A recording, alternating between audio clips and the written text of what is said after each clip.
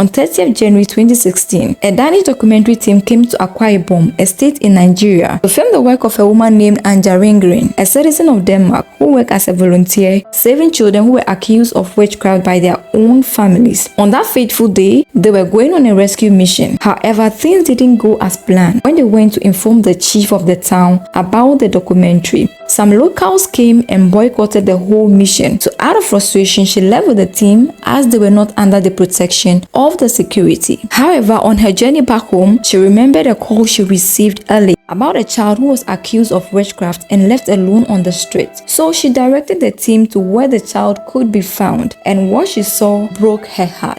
A little boy who was unclothed, very thin and in poor health condition. She gave him water and some biscuits, and that began the story of hope and restoration for this poor child. Now, in this village in Akwa Ibom in Nigeria, children are labeled as witches when they are born with any kind of birth deformity. Children who were sick of malaria, typhoid, or any other condition are labeled as witches. Children who are introverted are labeled as witches. Children who were stubborn and aggressive were also labeled as such. Even children who are raised by stepmothers and stepfathers are often labeled as witches. Should a family member pass away or face any misfortune, they blame it on these children. Children here are often labeled as witches without any evidence of them harming or doing anything evil. All this is happening as a result of ignorance, poverty, and illiteracy. They are often chased out of their houses to either live on the streets, or some are even unalived after calling prophets to come and cast out these demons out of them, and it supposedly fails. One may ask, how did these children become witches? Why the children? Witchcraft is not sold on a silver platter. If a child really has witchcraft, then their parents or other family members gave it to them. To label a 2-year-old innocent child as a witch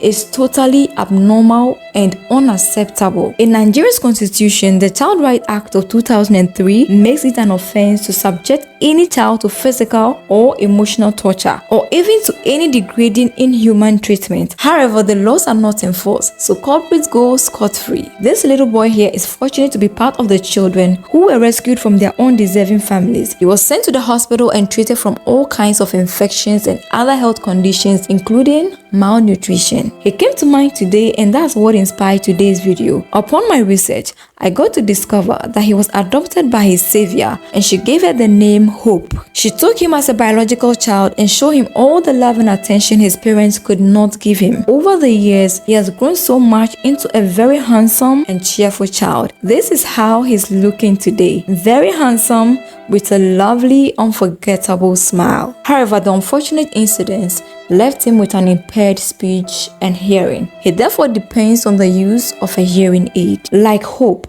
there are many children under the care of Anja Ringgerin who were all rescued based on the allegation of witchcraft. She has taken these children as her own, raising and educating them, feeding and showering them with lots of love. She even left her home country to reside in the community with these children she now calls her family. Hope has since reunited with his mother and forgiven her. He is just too young to even hold grudges. Her mother comes to visit him, and eventually they are forming a great bond. However, he is not living with her and continues to be at the Land of Hope, the foundation formed by Anja Ringgerin to rescue all these children accused of witchcraft. According to the story, Hope's mother was very young when she was impregnated by an elderly man. Out of desperation and poverty, she gave up on him, labeling him a witch and abandoning him on the street. Just like Hope, many of these children eventually reconcile with their families, and to think that they welcome these children smiling and happy makes me sick. How come they are no longer witches? I personally believe some of these people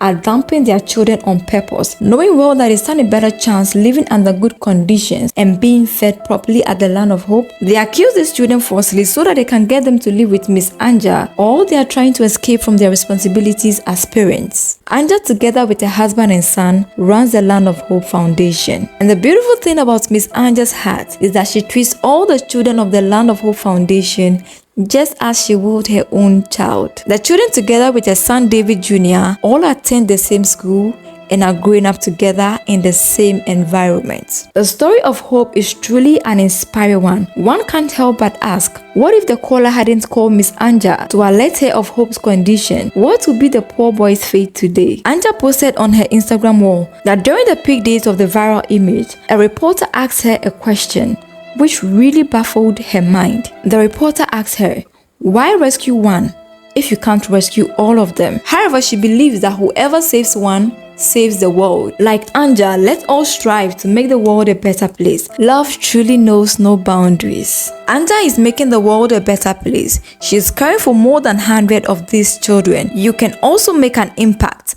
by making a donation to her foundation. The links to her Instagram page and donation account are in the description of this video. I'm also glad to tell you that 60% of the money that will be earned on this video will be donated to the Land of Hope's account. Let's all support Anja and her works in the little way we can. Let's make the world a better place. If you enjoyed this video, like and subscribe. Thank you for watching.